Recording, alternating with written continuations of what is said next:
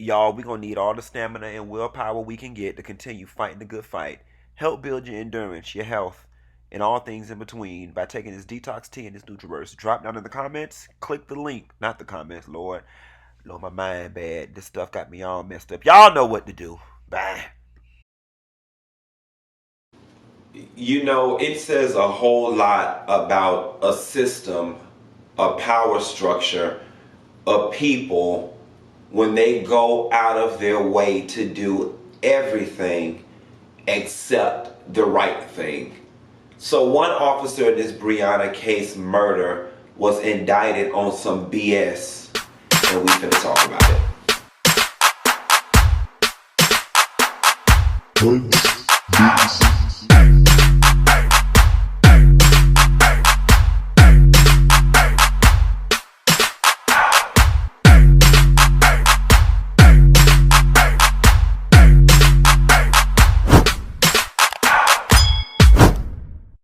Nessa girl, I woke up today feeling mighty bad, and today is one of those days where I really just want to check the hell up out of here and just get on some sort of spacecraft and go to some distant land where everything is just euphoric and it's happy.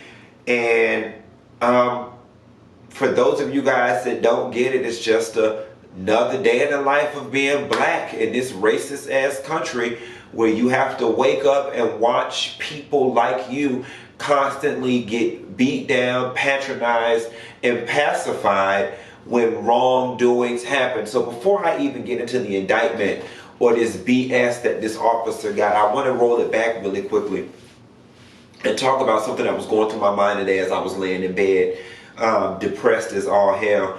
I started to think about the $12 million settlement civil suit that Breonna's family got, that the city agreed to give, or whatever the case may be. And I want to tie that settlement into hollow gestures. A friend and I were out to eat the other day and we were talking about it. And we were just talking about, you know, these settlements that are given to people in wrongful death situations. They're very tricky. They're very tricky in what they symbolize and the psychological warfare that it plays on the family that receives it, right? So many times in these situations, these settlements are oftentimes offered to a lot of working class families, poor people. Well, hell, anybody could use an extra $12 million. But I was just thinking about what it has to feel like and the conundrum that you're in when you're somebody who lost a loved one due to negligence, medical malpractice, or anything of the sort. On one token, you are mourning the loss of your person, a loss that you could never get back. No amount of money will ever bring that person back, right? But then you begin to try to find psychological ways to reconcile your pain. And I always say, you know, pay me for my pain. So then you begin to go through this process of, well, if my loved one is not here, at least I can live comfortably or luxuriously or with a level of security for me, my kids, and their kids' future, right? And I would just never want to be in a situation where that becomes the thought process that I have to take on in order to survive. And what's even more chilling about it is that the powers that be, they figure, let me pacify the victimized party with some money, and they move the hell on. And the sad part about it is, it don't even be they money.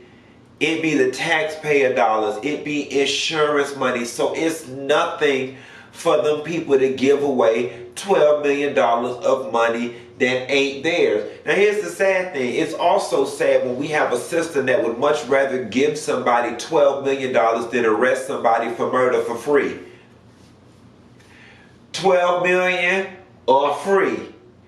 12 million or free. Bitch, your ass going to jail. Okay? Because there's a whole lot of public good that we could have done with $12 million versus having to give it to somebody's family when we could just send your ass to jail for free. Moving until today. So I wake up, I do my normal routine, I wipe the cold out my eye, I start scrolling through social media, and I start reading the headlines that are the very misleading headlines, which were very intentional the way they've been spun and presented, which is one officer has been indicted in Breonna Taylor's case. Now, if you look at everything that's been coming out of the black community on social media and in the media, everybody's been calling for indictment, indict the officers, arrest the officers, arrest the officers.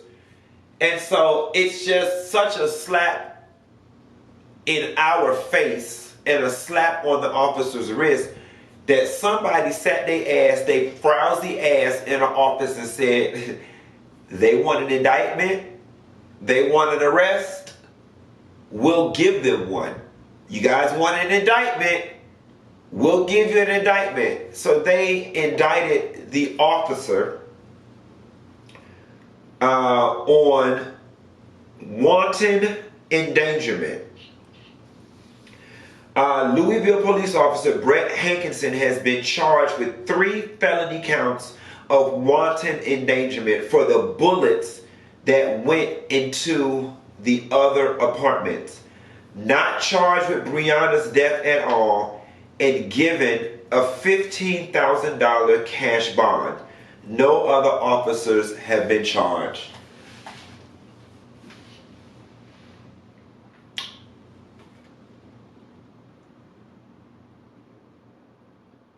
He got in more trouble for the bullets that went through the wall and could have potentially hurt someone than he did for the bullets that went through a person's body and subsequently killed them. Make it make sense. Then it comes with a $15,000 cash bond. Now here's the gag. Even the brokest of the broke, the poorest of the poor, could scrape up $15,000 come hell or high water. We could move, we could sell our car, we could sell our ass, we could sell our TV, we could cash in the kids' college fund. $15,000 is nothing. And for those of y'all want to know what wanton endangerment is, a person is guilty of wanton endangerment in the first degree under circumstances manifesting extreme indifference to the value of human life. He wantonly engages in conduct which creates substantial danger or death or serious physical injury to another person. So it's funny because I never even heard of wanton endangerment until this case. And it sucks that somebody's job was to scour the law and find the least, what's the word I'm looking for? Not intense,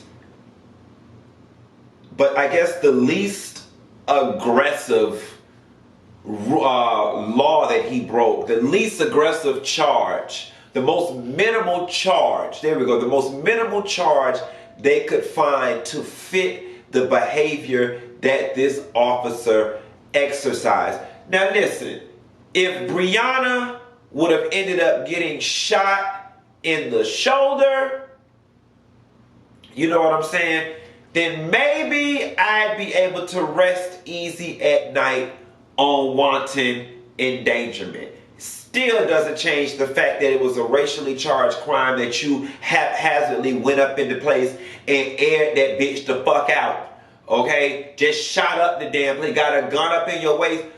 Please don't shoot up the place, but that's exactly what he did. No, you wanton endangered the motherfucking neighbors. You wanton endangered Mr. Rogers who stay in the back. You wanton endangered the mailman that might have been walking up and down the street delivering mail at whatever the fuck time y'all came there. You killed, you murdered, you slaughtered Breonna Taylor. And what's unfortunate, y'all, is that people get steeper punishments for getting DUIs. know people sitting in jail right now, but I don't know them. But I heard people sitting in jail right now with DUIs that they got from fucking a year ago, still in jail. Don't hit a telephone pole. That was wanton endangerment. They might as well have given this man a traffic ticket. And all this was an effort to give us a little something to pacify us, to shift focus. To shift America's focus on something else. And then they're going to say, once it's all said and done, well, we indicted the officer. What more do the colors want? We indicted the officer. What more do they want? And then the other officers get charged with nothing. This is America. And I read a meme today that said something along the lines of racism is so inherently America that when you protest racism, people think you're protesting America.